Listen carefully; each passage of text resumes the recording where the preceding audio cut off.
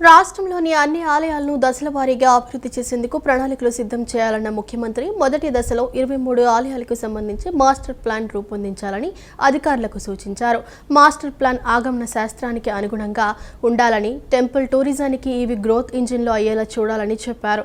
దేవాలయ భూములు ఆక్రమణకు గురవకుండా ఆస్తులను పరిరక్షించేలా వాణిజ్య సంస్థలకు లీజుకు ఇచ్చేందుకు కమిటీ వేసి సమగ్ర విధానాన్ని తీసుకురావాలని అన్నారు. దీంతో వచ్చే ఆదాయాన్ని తిరిగి ఆలయాల అభివృద్ధి వినియోగించాలని అన్నారు. సచివాలయంలో దేవాదాయ శాఖపై అధికారులతో ముఖ్యమంత్రి చంద్రబాబు సమీక్ష జరిపారు. దేవాదాయ శాఖలో ఎప్పటి నుంచో ఖాళీగా ఉన్న డిప్యూటీ కమిషనర్, గ్రేడ్ 1, 3 ఈవోతో సహా భారీగా పోస్టుల భర్తీకి ముఖ్యమంత్రి నారా చంద్రబాబు నాయుడు ఆమోదం తెలిపారు.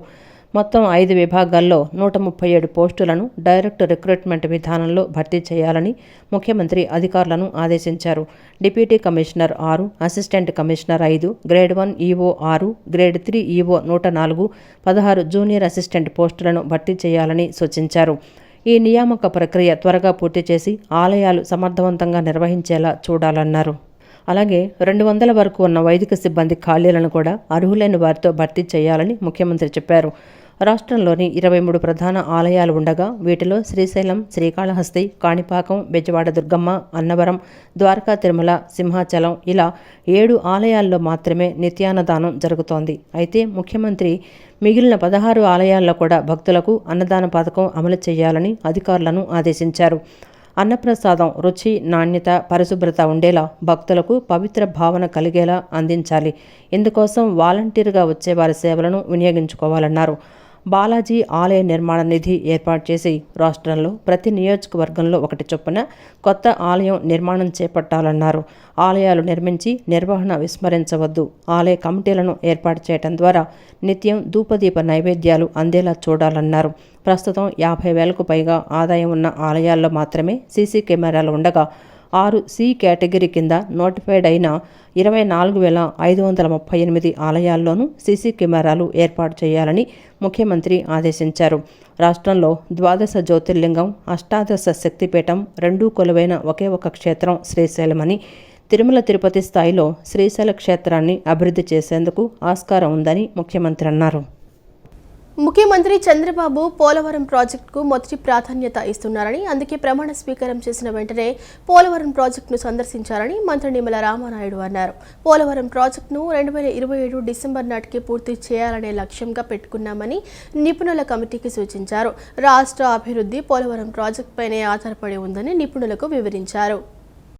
పోలవరం ప్రాజెక్టు పర్యటనలో భాగంగా ఎగువ కాఫర్ డ్యాం బలోపేతం చేసేలా నిర్మిస్తున్న buttress dam gap 2D wall పనులను జలవనరుల శాఖ మంత్రి నిమ్మల రామానాయుడు పరిశీలించారు.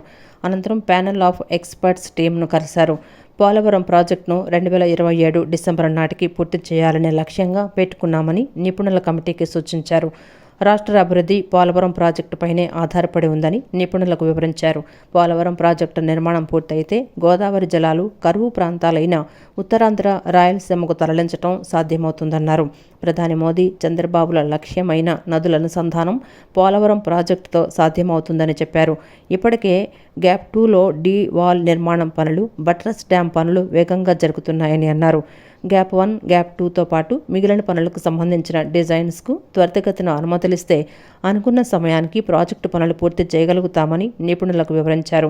Panel of experts committee, CWC, PPA, అఫ్రీ మరియు ఏజెన్సీల సమన్వయంతో పనిచేస్తూ లక్ష్యానికి ముందే పోలవరం ప్రాజెక్టు పూర్తి చేయాలని కోరారు.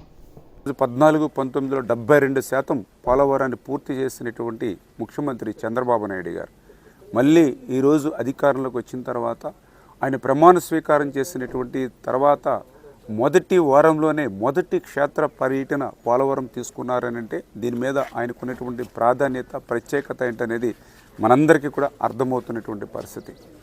అదేవిధంగా ఏదైతే ఈ యొక్క పోలవరానికి సంబంధించి మరి ఒక షెడ్యూల్ను కూడా, ఎందుకంటే ఆయన ముఖ్యమంత్రిగా ప్రమాణ స్వీకారం చేసిన తర్వాత పోలవరం మీద 3 సార్లు ఆయన విజిట్ చేయడం క్షేత్రస్థాయిలో.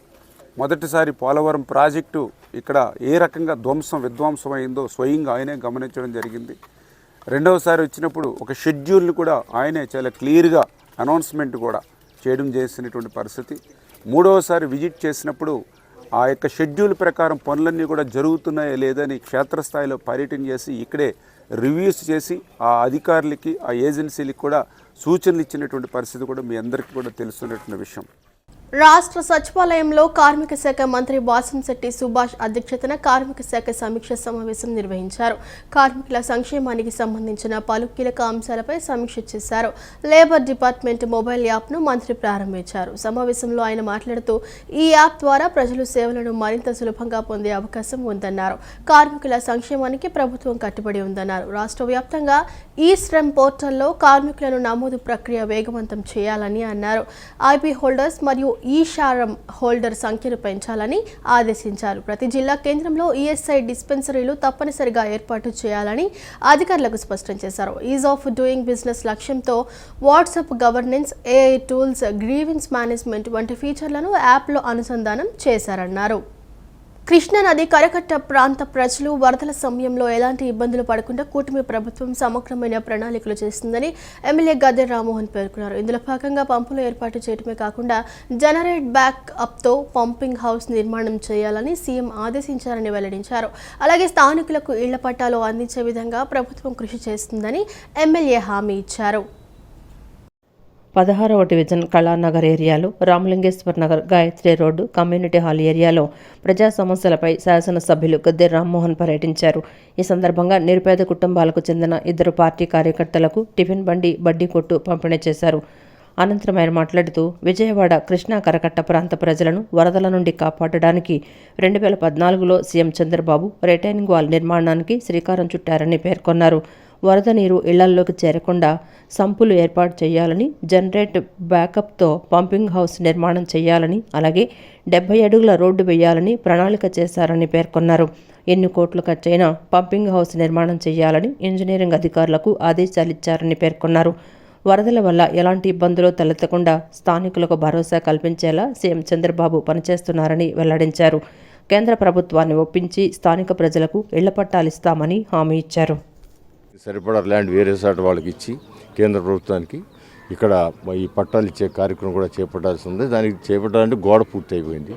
గోడ అయిన తర్వాత ఇంకా ఏ విధంగా మొన్న వరదల్లో ఇబ్బంది పడ్డారో అలాంటి ఇబ్బందులు కూడా మొత్తం సమస్యపోయి అన్న తర్వాతే ఈ ఇళ్ళకి పట్టాలు ఇచ్చే అవకాశం ఉంటుంది. దానికోసమే అక్కడ వాల్ కట్టి, డ్రైన్లు కట్టి, ఒక సంపుని ఏర్పాటు చేసి ఆ సంపులో మోటార్లు ఏర్పాటు చేసి ఇవన్నీ కూడా జరుగుతున్నాయి. ఏదేమైనా కూడా ఇది సుమారు 100 కోట్ల రూపాయలు అదనంగా సమకూర్చుకుని కానీ ఈ మొత్తం కూడా పూర్తి కావు. అందుకని ఎప్పటికప్పుడు ఉండదు కొంచెం కొంచెంగా చేసుకుంటూ పూర్తి చేయడానికి ప్రయత్నం చేస్తున్నాం. ఏదైనా కూడా 1 సంవత్సరంలోపు ఇవన్నీ పూర్తి అవుతాయని ఆశాభావంతో ఉన్నాం. నారా చంద్రబాబు నాయుడు గారి సహకారంతో ఇవన్నీ కూడా పూర్తి చేసి ఇక్కడ ఈ ప్రజలందరికీ ఇబ్బంది లేకుండా వాళ్ళకి కావాల్సిన పట్టాలు ఇవన్నీ కూడా సమకూర్చే వరకు ఇక్కడ సమస్యలు ఇంకా తీరనట్టే. దానికోసం తెలుగుదేశం పార్టీ సమగ్రమైన విధానంలో కూటమి ప్రభుత్వం ఈ యొక్క ఒక ప్రణాళికను తయారు చేసి ఆ ప్రణాళిక ప్రకారం నారా చంద్రబాబు నాయుడు గారి నాయకత్వంలో కేంద్ర ప్రభుత్వాన్ని సమర్పించి అన్ని పనులు పూర్తి చేసుకుంటామని కూడా తెలియజేస్తారు. భారతదేశ క్షిపణి పితామహుడు అబ్దుల్ కలాం అని రాష్ట్రపతిగా దేశానికి అత్యున్నత సేవలు అందించారని ముఖ్యమంత్రి చంద్రబాబు నాయుడు కొనియాడారు. వెంబ్రట్స్ ఆఫ్ కలాం అనే సంస్థ రాష్ట్రంలోని 13 ఉమ్మడి జిల్లాల్లో ఏర్పాటు చేసిన మాజీ రాష్ట్రపతి అబ్దుల్ కలాం విగ్రహాన్ని సీఎం చంద్రబాబు సచివాలయంలో ఆవిష్కరించారు. సంస్థ వ్యవస్థాపకులు విజయ్ కలాంను సీఎం అభినందించారు. వైబ్రెన్స్ ఆఫ్ కలాం అనే సంస్థ రాష్ట్రంలోని 13 ఉమ్మడి జిల్లాల్లో మాజీ రాష్ట్రపతి అబ్దుల్ కలాం విగ్రహాలు ఏర్పాటు చేస్తోంది. తెలంగాణ రాష్ట్రంలోని ఖమ్మంకు చెందిన వైబ్రెన్స్ ఆఫ్ కలాం సంస్థ వ్యవస్థాపకులు విజయ్ కలాం నేతృత్వంలో ఈ విగ్రహాలు ఏర్పాటవుతున్నాయి. రాష్ట్రంలో ఏర్పాటు చేసే ఈ విగ్రహాలను ముఖ్యమంత్రి చంద్రబాబుకు చూపించేందుకు సచివాలయానికి తీసుకొచ్చారు. ఈ సందర్భంగా అబ్దుల్ కలాం విగ్రహ ఆకృతిని సీఎం చంద్రబాబు నాయుడు ఆవిష్కరించారు. ఈ సందర్భంగా విజయ్ కలాం మాట్లాడుతూ 10 ఏళ్లుగా దేశవ్యాప్తంగా అబ్దుల్ కలాం పేరు మీద వివిధ సేవా కార్యక్రమాలను నిర్వహిస్తున్నామన్నారు. అబ్దుల్ కలాం స్ఫూర్తితో తాను సేవా కార్యక్రమాలు చేస్తున్నట్లు తెలిపారు. 2 తెలుగు రాష్ట్రాలలో 25 చోట్ల గ్రేట్ ఇండియన్ స్టాట్యూస్ పేరుతో 20 అడుగుల ఎత్తుతో విగ్రహాలు ఏర్పాటు చేస్తామని అన్నారు. ఈ సందర్భంగా విజయ్ కలాంను సీఎం చంద్రబాబు అభినందించారు. భారతదేశ క్షిపణి పితామహుడు అబ్దుల్ కలాం అని రాష్ట్రపతిగా దేశానికి అత్యున్నత సేవలు అందించారని కొనియాడారు. అబ్దుల్ కలాంతో తనకున్న అనుబంధాన్ని సీఎం చంద్రబాబు ఈ సందర్భంగా గుర్తు చేసుకున్నారు. ఈ కార్యక్రమంలో టీడీపీ మాజీ ఎమ్మెల్సీ టీడీ జనార్దన్, సంస్థ సభ్యులు శివ, భాస్కర్, శ్రేణు, రంజిత్, శ్రీహరి తదితరులు పాల్గొన్నారు. కూటమి ప్రభుత్వం ఎన్నికల ముందు ప్రజలకు ఇచ్చిన మాట తప్పారని ఎన్టీఆర్ జిల్లా వైసీపీ అధ్యక్షుడు దేవినేని అవినాష్ అన్నారు. 200-300 వచ్చే కరెంటు బిల్లు నేడు ప్రతి నెల 1000 రూపాయలు దాటిపోతుందని విమర్శించారు. పెంచిన విద్యుత్ ఛార్జీలను తక్షణమే తగ్గించాలని కోరుతూ విద్యుత్తు నిలయం సీఎండీ కార్యాలయం వద్ద ఎన్టీఆర్ జిల్లా వైసీపీ అధ్యక్షులు దేవినేని అవినాష్ ఆధ్వర్యంలో నిరసన కార్యక్రమం చేపట్టారు. అనంతరం సీఎండీకి విద్యుత్ ఛార్జీలు తగ్గించాలని వినతి పత్రాన్ని అందజేశారు. ఈ కార్యక్రమంలో deputy mayor Bellam Durga, floor leader Venkata Satyanarayana, YCP senior నాయకుడు కడియాల బుచ్చిబాబు, కార్పొరేటర్లు, డివిజన్ ఇన్ఛార్జీలు పాల్గొన్నారు. అనంతరం దేవినేని అవినాష్ మాట్లాడుతూ జిల్లాలోని ప్రతి నియోజకవర్గంలో పెంచిన కరెంటు ఛార్జీలకు వ్యతిరేకంగా నిరసన చేపట్టి అధికారులకు వినతిపత్రాలు అందజేసినట్లు తెలిపారు. చంద్రబాబు, పవన్ కళ్యాణ్లు ప్రజలను మోసం చేశారని విమర్శించారు. ఇచ్చిన హామీ ప్రకారం ఛార్జీలు తగ్గించకుండా మరింతగా పెంచారన్నారు. సంక్షేమం, అభివృద్ధి లేకపోగా ఛార్జీల మోత మోగిస్తున్నారు. ప్రజలకు అన్యాయం చేస్తూ ప్రభుత్వం అడుగులు వేస్తోందన్నారు.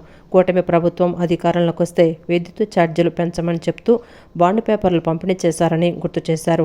ఇప్పుడు ఏ మొహం పెట్టుకొని ప్రజల దగ్గరకు వెళ్తారని విమర్శించారు. అధికారులు ప్రజలకు అన్యాయం చేస్తే జగన్ ప్రభుత్వం అధికారంలోకి రాగానే చట్ట ప్రకారం చర్యలు తీసుకుంటామన్నారు. కూటమి ప్రభుత్వం ఇచ్చిన హామీలన్నీ అమలు చేయాలని దేవినేని అవినాష్ డిమాండ్ చేశారు. అకాల వర్షాలతో పంట నష్టపోయిన రైతులను ఆదుకొని తడిసిన ధాన్యం కొనుగోలు చేయాలని ప్రభుత్వాన్ని డిమాండ్ చేశారు. కూటమి ప్రభుత్వం మమ్మల్ని ఇబ్బంది పెడతానని చెప్పినాను. 5 సంవత్సరాలు జగన్మోహన్ రెడ్డి గారి పరిపాలనలో ఏ రోజు గారు కరెంట్ ఛార్జీలు పెంచకుండా మాకు అండగా నిలిచి ఇంక పక్క సంక్షేమ అభివృద్ధి కార్యక్రమాలు జగన్మోహన్ రెడ్డి గారు చేస్తే ఈరోజు కూటమి ప్రభుత్వం అధికారంలోకి వచ్చిన తర్వాత అడుగడుగున ప్రతి సందర్భంలోనూ మాకు అన్యాయం చేసుకుంటూ ఈరోజు కూటమి ప్రభుత్వం ముందుకు వెళ్తానని చెప్పిన సందర్భం. ఈరోజు ఒక్కసారి ఎవరైతే తెలుగుదేశం పార్టీ నాయకులు ఉన్నారో, జనసేన పార్టీ నాయకులు ఉన్నారో, బీజేపీ నాయకులు ఉన్నారో, ఆ రోజు మీరందరు గారు బాండ్ పేపర్ రాసిచ్చారు. కరెంట్ ఛార్జీలు పెంచమని, సంక్షేమ కార్యక్రమాలు అందిస్తామని చెప్పని ఇల్లు తిరిగి మీరు బాండ్ పేపర్ రాసిచ్చారు. ఈరోజు మళ్ళీ మీరు జనాల్లో తిరగలరా? జనాల ముందుకి మీరు రాగలరా? ఏ మొహం పెట్టుకుని ఈరోజు మీరు జనాల దగ్గరికి వెళ్తారని చెప్పి నా కూటమి నాయకుల్ని, ఎమ్మెల్యేని మేమందరం గారు క్వశ్చన్ చేస్తాం. ఎవరైతే బాండ్ పేపర్లు ఇచ్చి మోసం చేశారో, నిజంగా మీరు గనక కరెంటు ఛార్జీలు తగ్గించకపోయినా, సంక్షేమ కార్యక్రమాలు చేయకపోయినా తప్పకుండా ఏదైతే మీరు బాండ్ పేపర్లు ఇచ్చి ప్రజానికాన్ని మోసం చేశారు కాబట్టి తప్పకుండా ప్రజలతో కలిసి కూటమి ప్రభుత్వ నాయకుల మేర పోలీస్ కేసుగా రాబోయే రోజుల్లో మేము ఫైల్ చేస్తామని చెప్పి సందర్భంగా చెప్పుకుంటున్నాం. మంచి పరిపాలన అందిస్తామని, ప్రజలను ఉద్ధరిస్తామని చెప్పి అధికారంలోకి వచ్చాక ప్రజలపై విద్యుత్ ఛార్జీల పేరుతో అధిక భారాలు వేస్తుందని మేయర్ రాయన భాగ్యలక్ష్మి, ఎమ్మెల్సీ రుహుల్లా విమర్శించారు. 47వ డివిజన్ కేఎల్ రావు నగర్లోని విద్యుత్ సబ్స్టేషన్ వద్ద పశ్చిమ వైసీపీ ఆధ్వర్యంలో పెంచిన కరెంట్ ఛార్జీలు వెంటనే తగ్గించాలని నిరసన కార్యక్రమం నిర్వహించారు. ఈ కార్యక్రమంలో నగర మేయర్ రాయన భాగ్యలక్ష్మి, ఎమ్మెల్సీ రుహుల్లా, పశ్చిమ వైసీపీ నాయకులు పాల్గొన్నారు. ఈ సందర్భంగా వారు మాట్లాడుతూ గత ప్రభుత్వంలో విద్యుత్ ఒప్పందాలు చేసుకుంటే నానాయాగి చేసిన కూటమి నాయకులు ఇప్పుడు అవే ఒప్పందాలను రేటు పెంచి అమలు చేస్తున్నారన్నారు. ఎన్నికల ముందు సూపర్ 6 అని హామీలు ఇచ్చి ప్రభుత్వం వచ్చాక ఒక్క హామీ కూడా నెరవేర్చలేదని ఎద్దేవా చేశారు. ఈరోజు మనం చూస్తున్నాము విద్యుత్ ఛార్జీలు. గతంలో వాడిన కరెంటుకి ఇప్పుడు విద్యుత్ ఛార్జీలు అదనంగా వేయడం అంట. ఇది ఎక్కడ సోద్యం? గతంలో వాడిన కరెంటుకి ఇప్పుడు విద్యుత్ ఛార్జీలు ఏంటి? మూతపడిన ఇంటికి 554 రూపాయలు, మీటర్ కూడా ఆఫ్ చేసిన ఇంటికి 554 రూపాయలు ఈరోజు కరెంటు బిల్లు ఇవ్వటం జరుగుతుంది. ఆ రకంగా చూస్తే ఇప్పుడు విజయవాడ నగరంలో కానీ, ఆంధ్రప్రదేశ్లో కానీ, ఇప్పుడు మన కొండ ప్రాంతం చూడొచ్చు, ఇక్కడ కట్ట మీద ప్రాంతం చూడొచ్చు, ఇక్కడ ఉంటున్న ప్రజలు ఎంత దిగువ తరగతిలో ఉన్నారు. అలాంటి ప్రజలకి ఇలాంటి విద్యుత్ భారాలు వేస్తే ఏ రకంగా ప్రజలు చెల్లించగలరు? మధ్య తరగతి ఒక కుటుంబం ఉండిది. వాళ్ళకి ఒక 20,000 జీతం వస్తే ఒక 5,000 కరెంటు, ఒక 5,000 ఇంటి అద్దె కట్టాలి, నేను పప్పులు తెచ్చుకోవాలి, సూపర్ మార్కెట్ బిల్లు కట్టాలి, కరెంటు బిల్లు. ఇప్పుడు 500 వచ్చే కరెంటు బిల్లు 5,000 వస్తే 4,500 భారం ఎవరు మోస్తారండి? ఇప్పుడైనా ఈ ప్రభుత్వం అర్థం చేసుకోవాలి. పవన్ కళ్యాణ్ గారు నేనున్నాను, నేను చేస్తాను అనేది ఏది? ఇప్పుడు పవన్ కళ్యాణ్ గారు ఏ ప్యాలెస్లో దాక్కున్నారు ఇప్పుడు అర్థం కావట్లేదు. ఇప్పుడు అర్థం చేసుకోవాలి. నేను ప్రజలు ఎంత బాధపడతారు, ఎంత నష్టపోతున్నారు. ఇచ్చారుగా, మాట ఇచ్చారుగా, నేను కోట్ల రూపాయలు తీసుకొచ్చి రాజధానికి పెట్టండి, రాజధాని పెట్టడం తప్పులేదు, కానీ రాష్ట్రం మొత్తం ఆలోచించండి. రాష్ట్రంలో పేద ప్రజల గురించి ఆలోచించాల్సిన అవసరం ఉంది. కాబట్టి వైఎస్ఆర్ కాంగ్రెస్ పార్టీ ఎప్పుడు ఇప్పుడు పేద ప్రజలతో ఉండిద్ది. ఇట్లాంటి ధర్నాలు, కరెంటు తగ్గే లోపల అన్ని ధర్నాలు చేసి మనం వైఎస్ఆర్ కాంగ్రెస్ పార్టీగా ఇప్పుడు జగనన్నతో పేదల పక్షం నిలుస్తామని చెప్పగలం.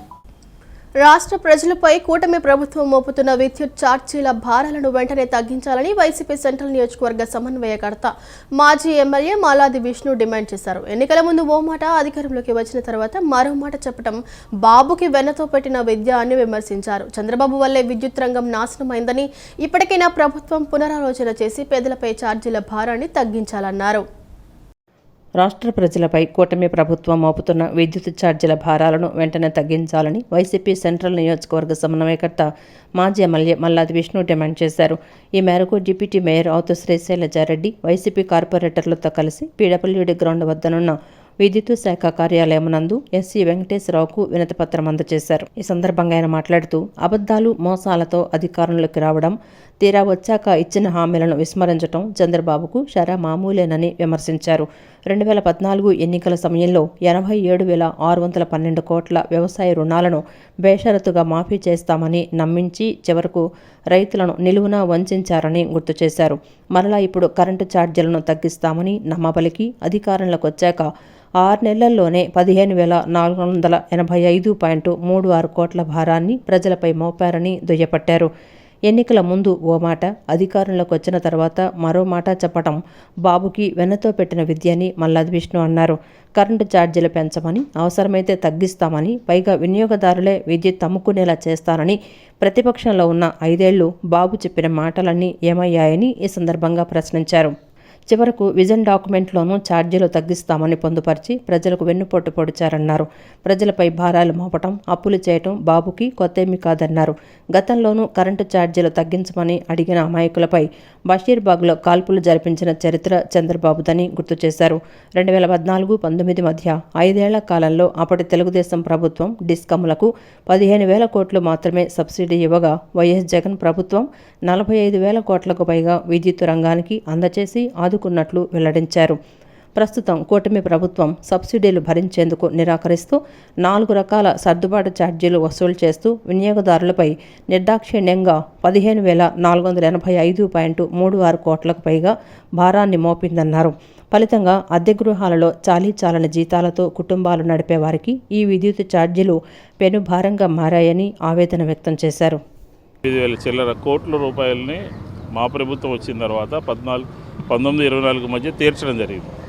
అలాగే నిరంతరం 9 గంటల విద్యుత్ కోతలు ఉండకుండా రైతాంగానికి కరెంటు ఇవ్వాలి అనే ఉద్దేశంతో 1,700 కోట్ల రూపాయలు పెట్టి టవర్స్ అన్నీ కూడా చేయడం జరిగింది. అలాగే ఛార్జీలు పెంచకుండా, అలాగే ఆయన హయాంలో ట్రాన్స్కో కానీ దీనికి కానీ 50,000 కోట్ల రూపాయలు రాష్ట్ర ప్రభుత్వం నుంచి నిధులిచ్చి ఎక్కడా కూడా ఎటువంటి ఇబ్బంది లేకుండా ప్రజలందరికీ కూడా చూసినటువంటి పరిస్థితి మనం చూసాం. కానీ ఈరోజు 15,000 కోట్ల రూపాయలు ట్రూ అప్ ఛార్జెస్ పేరు మీద ఎన్నికలలో నేను అధికారంలోకి వస్తే పెన్షను పైగా తగ్గిస్తాను అని చెప్పినటువంటి చంద్రబాబు నాయుడు గారు ఆయన మాటలకు ఆయనే తూట్లు పొడిచారని చెప్పని ఈ సందర్భంగా మనం చెప్పాలి. విద్యుత్ భారాల విషయంలో వైసీపీ బాటలోనే కూటమి ప్రభుత్వం ప్రయాణిస్తుందని సిపిఎం ఎన్టీఆర్ జిల్లా కార్యదర్శి దోనిపూడి కాశీనాథ్ విమర్శించారు. ఆదాని సోలార్ ఒప్పందాన్ని రద్దు చేయకపోగా ప్రజలపై వివిధ ఛార్జీల పేరిట మరింత భారాలు మోపుతున్నారని మండిపడ్డారు. పెంచిన విద్యుత్ ధరలు తగ్గించాలని, ట్రూ అప్ ఛార్జీలు, స్మార్ట్ మీటర్లు తొలగించాలని డిమాండ్ చేస్తూ రేపు గుణదల విద్యుత్ సౌధ వద్ద నిరసన కార్యక్రమం చేపట్టామని, ఈ కార్యక్రమాన్ని జయప్రదం చేయాలని ఆయన పిలుపునిచ్చారు. విద్యుత్ భారాలపై సిపిఎం ప్రజాభేరీ కార్యక్రమంలో భాగంగా సత్యంగారి హోటల్ వద్ద సంతకాల సేకరణ చేపట్టారు. ఈ కార్యక్రమంలో సిపిఎం జిల్లా కార్యదర్శి దొనిపూడి కాశీనాథ్ పాల్గొని ప్రజల నుండి స్వచ్ఛందంగా సంతకాలు సేకరించారు. అనంతరం ఆయన మాట్లాడుతూ రాష్ట్ర ప్రభుత్వం ప్రజలపై విద్యుత్ భారాలు మోపుతోందని విమర్శించారు. 11 నెలల కాలంలో 17,485 కోట్ల భారాన్ని మోపారని ఆరోపించారు. 32,000 కోట్ల భారాలు గత ప్రభుత్వం పెంచితే తాను అధికారంలోకి వస్తే ఆ భారాలు తొలగిస్తానని అధికారంలోకి వచ్చిన చంద్రబాబు మరింత భారాలు పెంచారని వ్యాఖ్యానించారు. అన్ని ధరలు ఇబ్బడి ముబ్బడిగా పెంచేసి సామాన్యుల నడ్డి విరుస్తున్నారని ధ్వజమెత్తారు. స్మార్ట్ మీటర్లను పగలగొట్టండి అన్న చంద్రబాబు, లోకేష్ మరి ఇప్పుడు ఎందుకు స్మార్ట్ మీటర్లను కొనసాగిస్తున్నారని ప్రశ్నించారు. చంద్రబాబు బషీర్బాగ్ ఉద్యమాన్ని గుర్తు చేసుకోవాలని అన్నారు. ఈ ఉద్యమం తలదన్నేలా విజయవాడలో ఉద్యమం చేస్తామని హెచ్చరించారు. పెంచిన విద్యుత్ ధరలు తగ్గించాలని, డ్రాప్ ఛార్జీలు, స్మార్ట్ మీటర్లు తొలగించాలని డిమాండ్ చేస్తూ రేపు గుణదల విద్యుత్ సౌధ వద్ద నిరసన కార్యక్రమం చేపట్టామని వెల్లడించారు. ఉద్యమాన్ని తలదన్నే రీతిలో విజయవాడ నగరంలోనే అది జరుగుతుంది అని చెప్పనని. అజ్ఞాతవాసం చేసావు 14 ఏళ్ళు, అరణ్యవాసం చేసావు 2 సంవత్సరాలు. ఈ రెండు కలిపి పవర్ లేకుండా చేసింది ఈ పవరే. ఆ పవరే రేపు నిన్ను పవర్లో నుంచి దంతపోతా ఉందని చెప్పనే విషయం గుర్తుకు తెచ్చుకోకపోతే భవిష్యత్తులో ప్రమాదానికి పరిణామాలకి నువ్వే బాధ్యుడు అవుతావని చెప్పనేటువంటిది ఈ సందర్భంగా తెలియజేస్తూ ఉన్నాం. ఎప్పటికైనా పెంచిన విద్యుత్ ఛార్జీలు తగ్గించండి, రద్దు చేయండి, సర్దుబాటు ఛార్జీలు ఆపండి, ట్రూ అప్ ఛార్జీలు తీసేయండి, స్మార్ట్ మీటర్లు పెట్టకుండా వెనక్కి తిప్పండి అని చెప్పనేటువంటిది ఈ సందర్భంగా తెలియజేస్తూ విద్యుత్ వాహనాల టెక్నాలజీ, విద్యుత్ శక్తి ఉత్పత్తి సంబంధిత సౌరశక్తి విండ్ టర్బైన్ టెక్నాలజీపై ఈ నెల 8 నుంచి 10వ తేదీ వరకు 3 రోజుల పాటు విజయవాడ జనశిక్షణ సంస్థ నందు వర్క్షాప్ నిర్వహిస్తున్నట్లు ఆ సంస్థ డైరెక్టర్ పూర్ణిమ తెలిపారు. బ్యాటరీ వాహనాలు, సోలార్ ప్యానెల్, టర్బైన్ టెక్నాలజీలో సామాన్యంగా వచ్చే సర్వీసింగ్, రిపేరింగ్, ఇతర విషయాలు అవగాహన కల్పిస్తారని తెలిపారు. నగరంలోని మొగల్రాజ్పురం జనశిక్షణ సంస్థ నందు సంస్థ director Purnima, Ashwini wind tech locomotive retired CEO PC రెడ్డిలు కలిసి విలేకరుల సమావేశాన్ని నిర్వహించారు. అనంతరం పూర్ణిమ, పీసీ రెడ్డిలు మీడియాతో మాట్లాడుతూ ఈ నెల 8 నుంచి 10వ తేదీ వరకు 3 రోజుల పాటు విద్యుత్ వాహనాలు, టెక్నాలజీ, విద్యుత్ శక్తి ఉత్పత్తి సంబంధిత సౌరశక్తి విండ్ టర్బైన్ టెక్నాలజీపై వర్క్షాప్ నిర్వహిస్తున్నట్లు తెలిపారు. బ్యాటరీ వాహనాలు, సోలార్ ప్యానెల్, టర్బైన్ టెక్నాలజీలో సామాన్యంగా వచ్చే సర్వీసింగ్, రిపేరింగ్, ఇతర విషయాలు అవగాహన కల్పిస్తారని తెలిపారు. ప్రతి ఒక్కరూ ఈ వర్క్షాప్ను సద్వినియోగం చేసుకొని సర్వీసింగ్, రిపేరింగ్లో మెలకువలు తెలుసుకోవాలని పిలుపునిచ్చారు. ఇది 3 వారాల అవేర్నెస్ ప్రోగ్రామ్. అంటే ఇది 8వ తారీఖు మొదలైతే ఉదయం 7:30 అంటే గురువారం ఉదయం 7:30 నుంచి 10 దాకా 3 రోజులు. అంటే 2 రోజులు మాత్రం ఒక రోజు పూర్తిగా విద్యుత్ వాహనాల మీద చెప్తాము, ఒక రోజు సోలార్ ప్యానెల్స్, విండ్ ఎనర్జీ మీద చెప్తాం. హైబ్రిడ్ ఎనర్జీ అని లేటెస్ట్ విండ్ సోలార్ కలిపి హైబ్రిడ్ ఎనర్జీ అంటాం, ఇది చెప్తాం. 3వ రోజు ఏంటంటే పూర్తిగా వాళ్ళతో షేరింగ్, వాళ్ళ ఇంటరాక్షన్ అనమాట. 2 రోజులు విన్న తర్వాత వాళ్ళు 3వ రోజు వాళ్ళ సమస్యలు ఏంటి, వాళ్ళకి ఏంటి యాక్చువల్గా ఎంత అదని షేర్ చేసుకుంటాం. వాళ్ళు చెప్పిన దానికి ప్రశ్నలకి జవాబులు, దానికి మార్గదర్శకాలు అన్ని 3 రోజులు చెప్తాం. అంటే గురువారం, శుక్రవారం పూర్తిగా మన ప్రజెంటేషన్ ఉంటుంది. వర్క్షాప్ అంటే ఏంటి, అన్ని పార్ట్లు ఇప్పి చూపిస్తాము. దీంట్లో ఈ సమస్యలు వస్తాయి. ఈ రోజుల్లో మనకి తెలియనిది ఏం లేదు, ఆల్టర్నేటివ్ కరెంట్ వైపు అందరూ దృష్టి సారిస్తున్నారు. అయితే ఇట్లా ఆల్టర్నేటివ్ కరెంట్ వైపు దృష్టి సారించేప్పుడు అందులో సమస్యలు, వాటి పరిష్కారాలతోటి మనం కనుక ఒక అవేర్నెస్ క్యాంప్ కండక్ట్ చేస్తే అది వినియోగదారులకు ఎంతో ఉపయోగకరంగా ఉంటుంది. పైగా ఇప్పుడు ఈ సోలార్ వాటిలో ఉపాధిని వెతుక్కునే యువత కూడా ఈ అవేర్నెస్ క్లాస్ వలన అది మనం మేనేజ్ చేయగలుగుతామా లేదా అనేది తెలియడం ద్వారా వాళ్ళకంటూ కొన్ని అవకాశాలు అందిపుచ్చుకోగలుగుతారు. దీన్ని దృష్టిలో ఉంచుకొని ఈ నెల 8, 9, 10 తేదీల్లో ఉదయం 7:30 గంటల నుంచి 10 గంటల వరకు. అంటే మా ఉద్దేశం ఏంటంటేనండి, ఏదైనా వేరే ఉపాధి కోసం వెళ్ళినా కూడా మార్నింగ్ 7:30 to 10 అనేది ఫ్రీగానే ఉంటారు కదా ఎవరైనా. సో వాళ్ళకి అవేర్నెస్ క్లాసే కాబట్టి వాళ్ళంతా అటెండ్ అయ్యి దీన్ని ఉపయోగించుకుంటారని కోరుకుంటున్నాను. కేంద్ర ప్రభుత్వం తీసుకువచ్చిన లేబర్ కోడ్లను రద్దు చేయాలని, రైతులకు కనీస మద్దతు ధరలు ప్రకటించాలని డిమాండ్ చేస్తూ మే 20వ తేదీన చేపట్టిన దేశవ్యాప్త సమ్మెను విజయవంతం చేయాలని రైతు సంఘాల సమన్వయ సమితి రాష్ట్ర కన్వీనర్ వడ్డే శోభనాధీశ్వరరావు అన్నారు. రైతు కార్మిక సంఘాల జేఏసీ ఆధ్వర్యంలో గాంధీనగర్లోని ప్రెస్ క్లబ్లో విలేకరుల సమావేశం నిర్వహించారు. సమావేశం అనంతరం నిర్వహించిన విలేకరుల సమావేశంలో రైతు సంఘాల సమన్వయ సమితి రాష్ట్ర కన్వీనర్ వడ్డే శోభనాధీశ్వరరావు మాట్లాడారు. ఇటీవల పహల్గాంలో తీవ్రవాదుల చేతిలో మరణించిన వారికి సంతాపం ప్రకటిస్తున్నామన్నారు. రైతు సంఘాల నాయకులు రాకేష్ తికాయత్ పహల్గాంలో మరణించిన బాధితుల సంతాప సభ నిర్వహిస్తుండగా కొంతమంది మతం ముసుగులో ఆయనపై దాడికి ప్రయత్నించడాన్ని తీవ్రంగా వ్యతిరేకిస్తున్నామని అన్నారు. మే 20వ తేదీన దేశవ్యాప్త సమ్మె అనంతరం రైతు కార్మిక సంఘాలతో కేంద్ర ప్రభుత్వం అనుసరిస్తున్న ప్రజా వ్యతిరేక విధానాలపై పోరాటం చేస్తామన్నారు. కేంద్ర ప్రభుత్వం ఉన్నటువంటి నేపథ్యంలో దేశంలో ఉన్నటువంటి కార్మిక సంఘాల ఐక్య వేదిక, అట్లాగే సంయుక్త కిసాన్ మోర్చా జాతీయ కార్యవర్గం కలిసి సమిష్టిగా ఈ నెల 20వ తేదీన దేశవ్యాప్తంగా సమ్మెకు పిలిపించింది. ఆ పిలుపుని జయప్రదం చేయాలని చెప్పి ఎంతో మన రాష్ట్రంలో ఉన్నటువంటి అన్ని కార్మిక సంఘాలు అట్లాగే రైతు సంఘాలు అన్నీ కూడా మేము సమావేశమయ్యి దాన్ని ముందుకు తీసుకువెళ్ళాలనేటటువంటి ఆంజనేయ స్వామి వారిని పూజించడం ద్వారా బుద్ధి బలము యశస్సు లభిస్తాయని హనుమత్ పీఠం పీఠాధిపతి దుర్గాప్రసాద్ స్వామీజీ అనుగ్రహ భాషణం చేశారు. కలియుగంలో హనుమంతుడే ఆరాధ్య దైవమని పేర్కొన్నారు. వీరాంజనేయ స్వామి దేవస్థానంలో ధ్వజస్తంభ ప్రతిష్టకు సహకరిస్తున్న పోతున వెంకట మహేష్ దంపతులను ఆశీర్వదించారు. చిట్టినగర్ వాగు సెంటర్లోని శ్రీ వీరాంజనేయ స్వామి వారి దేవస్థానంలో ఈ నెల 7వ తేదీ నుండి 9వ తేదీ వరకు జీవ ధ్వజస్తంభ ప్రతిష్టా మహోత్సవాలు జరుగుతున్న సందర్భంగా ఆలయంలో జరుగుతున్న ఏర్పాట్లను హనుమత్ పీఠాధిపతి దుర్గాప్రసాద్ స్వామీజీ పరిశీలించారు. ఈ సందర్భంగా స్వామీజీ మాట్లాడుతూ దేవాలయంలో జీవ ధ్వజస్తంభ ప్రతిష్ఠ చేయడం ఆంజనేయ స్వామి భక్తులందరికీ ఆనందం కలిగించే విషయమన్నారు. ధ్వజస్తంభ ప్రతిష్టకు సహకరిస్తున్న పోతిరి వెంకట మహేష్ దంపతులకు స్వామివారి కృపా కటాక్షాలు ఉంటాయన్నారు. భక్తులు ప్రతిష్టా మహోత్సవానికి తరలివచ్చి స్వామివారి ఆశీస్సులు పొందాలన్నారు. ఈ కార్యక్రమంలో ఆలయ అర్చకులు, వైసీపీ నేత పోతిరి వెంకట మహేష్ దంపతులు, లాయర్ శ్రీనివాసరావు తదితరులు పాల్గొన్నారు. ధైర్యము నిర్భయత్వము లేకుండా స్వామివారి యొక్క అనుగ్రహం కలుగుతుంది అని మనకి శాస్త్రాలని రామాయణం చెప్తుంది.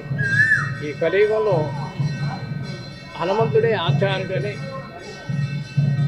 రామాయణం చెప్తుంది. కాబట్టి ఈ శుభ సందర్భంలో ఇక్కడ ధ్వజస్తంభాన్ని పునఃప్రతిష్ఠ కార్యక్రమం చేయబోతున్నారు.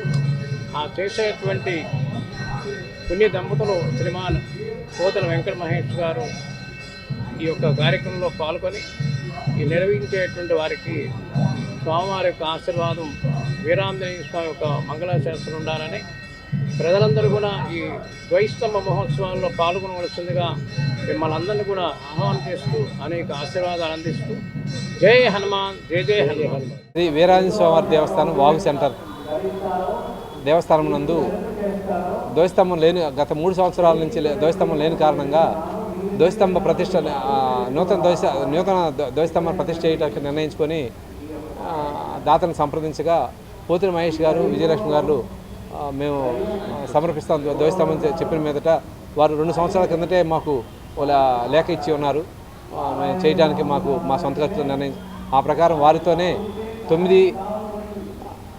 మే 9వ తారీఖు ఉదయం 6:51 ధ్వజస్తంభ ప్రతిష్టకు ముహూర్తం నిర్ణయించుకొని ఉన్నామండి. ఏపీఎస్ఆర్టీసీ ఉద్యోగుల సమస్యల పరిష్కారం కోసం ఈ నెల 11న రాష్ట్రంలోని 26 జిల్లాల్లో చలో డిపిటిఓ కార్యాలయం కార్యక్రమాన్ని నిర్వహిస్తున్నామని APPTD national Mazdoor unity association రాష్ట్ర అధ్యక్షులు పివి రమణారెడ్డి, రాష్ట్ర ప్రధాన కార్యదర్శి వై శ్రీనివాసరావు తెలిపారు.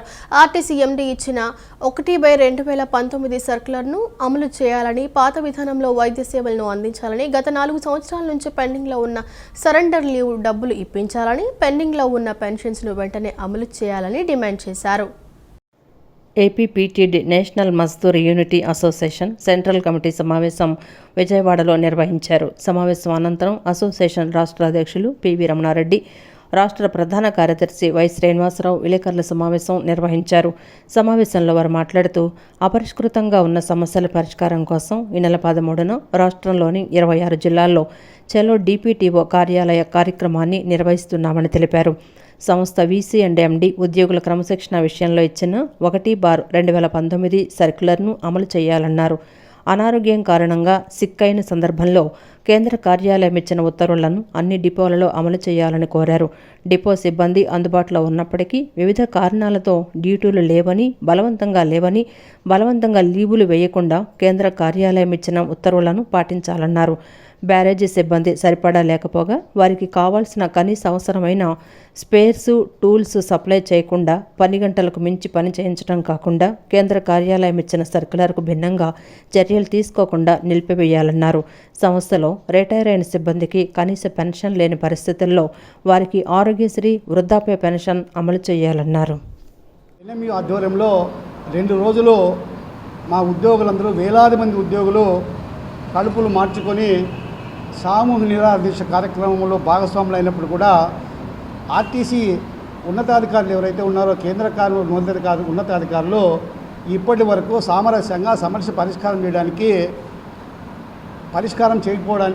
చేయడానికి ముందుకు రాని పరిస్థితుల్లో మరి ఏపీపీటీ నేషనల్ మధ్యగా బాధ్యత గల ఉద్యోగ సంఘంగా అనేక సంవత్సరాలుగా ఈ సంస్థలో దాదాపు 7 సార్లు గుర్తింపు పొందిన అసోసియేషన్గా మెజారిటీ అసోసియేషన్గా ఉద్యోగుల పక్షాన ఉండాలనే ఉద్దేశంతో ఈరోజు జరిగిన సమావేశంలో రాష్ట్ర వ్యాప్తంగా దాదాపు 129 డిపోల్లో ఉన్నటువంటి ఉద్యోగులందరినీ సమీకరించి 29 జిల్లాల్లో డిపిటిఓ కార్యాలయాలు ఏదైతే ఉన్నాయో ప్రజా రవాణా శాఖ కార్యాలయాల ఎదురుగా 13వ తేదీన మంగళవారం భారీ స్థాయిలో ఉద్యోగులందరితో ధర్నా కార్యక్రమం చలో డిపిటిఓ కార్యాలయాలు చలో ప్రజా ఉన్నాయి.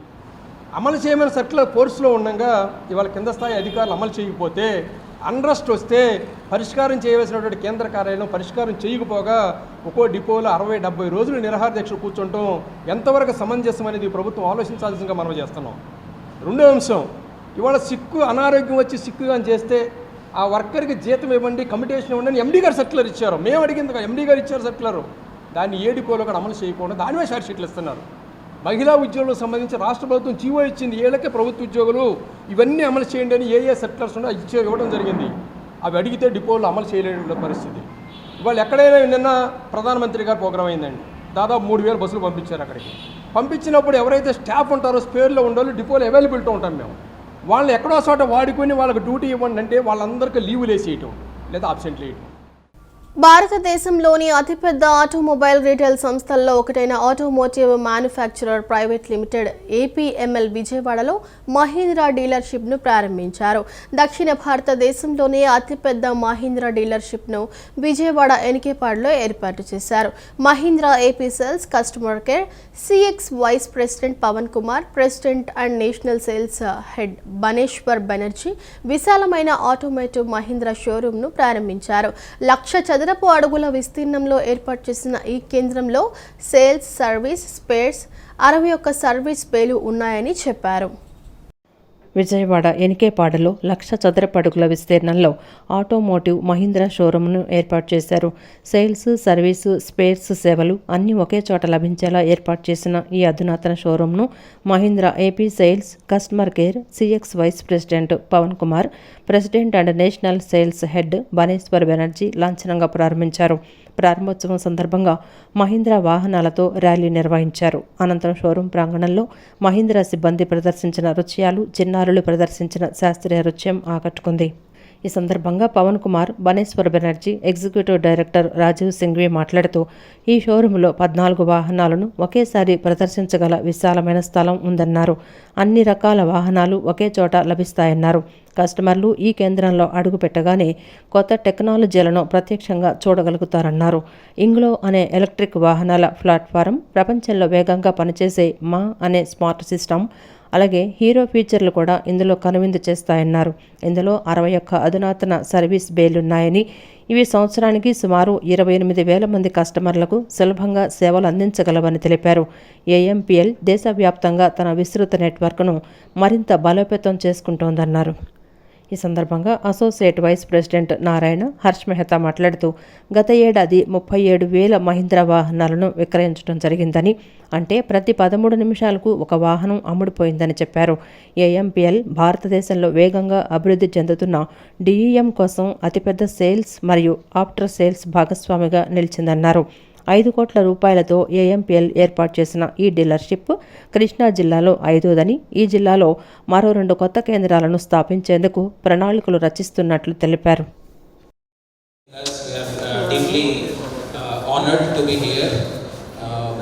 Going forward, I am sure with all the experience that automobile has, I am seeing they are the South India's biggest dealership for Mahindra, right? What have we put? 1 lakh square feet. So it comes with a lot of responsibility in creating the experience that we want to create with our customers. Mahindra దగ్గర ఉన్న portfolio ఇప్పుడు it's most enviable position and we are a force to reckon with. We would continue to behave like the market leader in SUV space, and each one of you who are here, including some of customer friends who have come here. Would like to thank you, and we need your support in creating the brand that Mahindra is today. Now let me tell you about the association between Mahindra and the automotive. It goes back from 1958. 1958 the association of Mahindra and automotive started, and the journey progressed. While automotive was primarily located in AP and Telangana. They were in Hyderabad, they were in Mehbubnagar, they were in Nizamabad, Adilabad, the entire of AP, Vijayawada, Vizag, Kurnool, Kadapa. But this association from 1958 went from pillar to post, and we could expand with them in multiple locations. Mahindra ki చూసుకుంటే we are largest dealership. Association Mahindra నుంచి మాకు ఉంది, and we are number 1 for the Mahindra in volume and customer satisfaction. And thank you very much మీ media person అందరికీ వచ్చినందుకు. ఈరోజు మహీంద్రా నుంచి delegates అందరు కూడా వచ్చారు. ఈ అవకాశం మాకు ఇచ్చినందుకు అండ్ కస్టమర్ ఎక్స్పీరియన్స్ ఇవ్వడానికి, మంచి ఎక్స్పీరియన్స్ ఇవ్వడానికి ఇవి ఎలక్ట్రిక్ వెహికల్స్ కూడా వచ్చాయి. దాని గురించి టెక్నికల్లీ అడ్వాన్స్డ్ మా దగ్గర బేస్, దాని తర్వాత ట్రైన్డ్ మ్యాన్ పవర్, దగ్గర 350 మంది అసోసియేట్స్ మనకి విజయవాడలో పనిచేస్తున్నారు. మొత్తం చూసుకుంటే ఓన్లీ మహీంద్రాకి 3,500 మంది పర్సన్స్ ఉట్టి ఆటోమోటివ్లో ఓన్లీ మహీంద్రా సెక్షన్కి పనిచేస్తున్నారు. We are the largest partners for Mahindra in India, doing about 3,200 vehicles every month. Last year we sold 37,000 vehicles of Mahindra, and this facility we employ about 300 plus people. So that is the employment that generation that we are doing in Vijayawada just out of this one facility. So we are fortunate for everybody for giving us this opportunity, and our gratitude towards our customers for continuously having faith in us. And we also thank Mahindra for the opportunity of expanding with them across India. Thank you so much. ఈ వార్తలు ఇంతటితో సమాప్తం. నమస్కారం.